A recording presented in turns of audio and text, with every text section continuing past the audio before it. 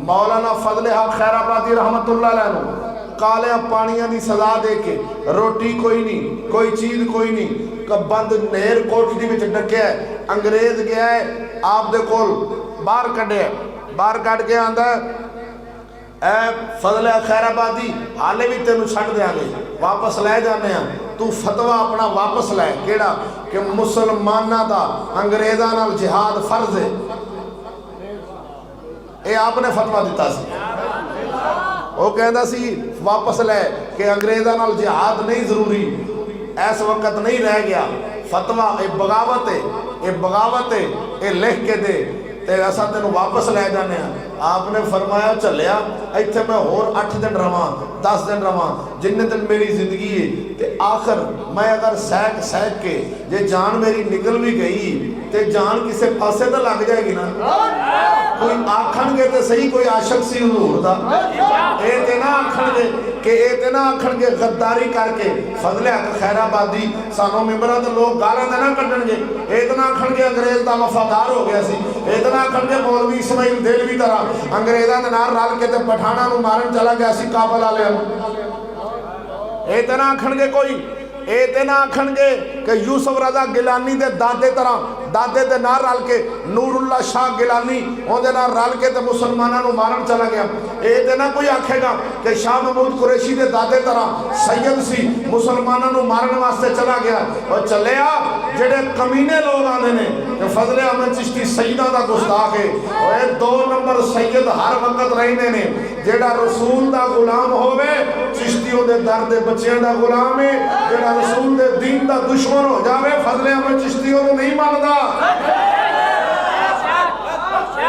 अजीब कहानी है, जेड़ा सैयद इत्थे आन के आखे मैं सैयद हाँ तो उहदे सामने रसूल दा दीन पेश किया जाए, वो आखे नहीं जी इस टाइम नहीं चल सकता दीन।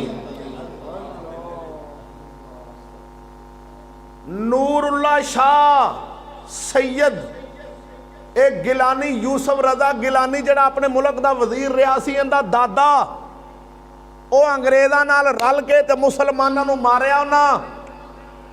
ये पाकपतन दे दीवान अंग्रेज़ां नाल रल के ते साहीवाल दे इलाके विच एक मर्द मुजाहिद सी राय अहमद खान खरल रहमतुल्लाह अलैह, एक खरल बरादरी दा वडेरा सी जिन्हें अंग्रेज़ां नूं दाने चबा छड्डे सन ते सैयद हो गए।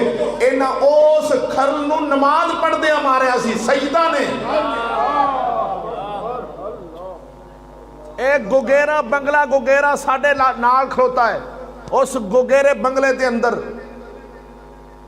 एक अहमद खान खरल रहमतुल्लाह अलैह जट सी पर अंग्रेज़ का दुश्मन सी भी तू साडे मुल्क ते आन के कब्जा कर रहा है ते पीर हो के सैयद हो के। वजह की सी कि पहले अंग्रेज़ इत्थे आया सी, साडे मुसलमानों ने उन्होंने वापस भेजता कुट कुट के, फिर उन्हें आख्या पीरां नूं खरीदो, आस्ताने खरीदो, आस्तानियां नूं उन्हें फिर दित्तियां पेशकशां कीतियां। अगर मैं जितया इन्नी पैली तुहाडी, इन्ने मरबे तुहाडे, इन्नियां ज़मीनां तुहाडियां, ए फड़ो पैसे, फड़ो दिरहम, फड़ो दिनार, ए पैसे लवो, सोना लवो, चांदियां लवो।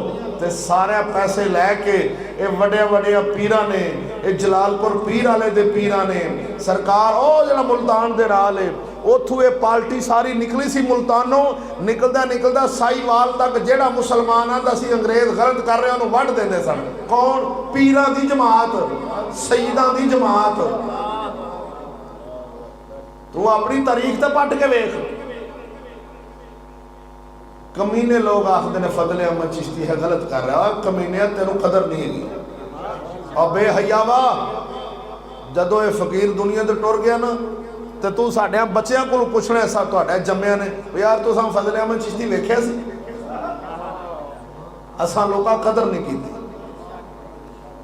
सिर्फ हासद आसी, हासद हसद की वजह तो भी यार ये एडी वड्डी गल क्यों करदा।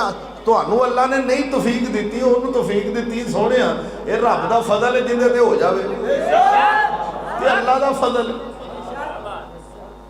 मनन का मतलब यह होंदा है भरावा, अफसोस है यार, दुख लगता रसूल का कलमा भी पढ़े ते रवे भी अंधेरे विच, ये साडे मजहब का उसूल नहीं चलिया।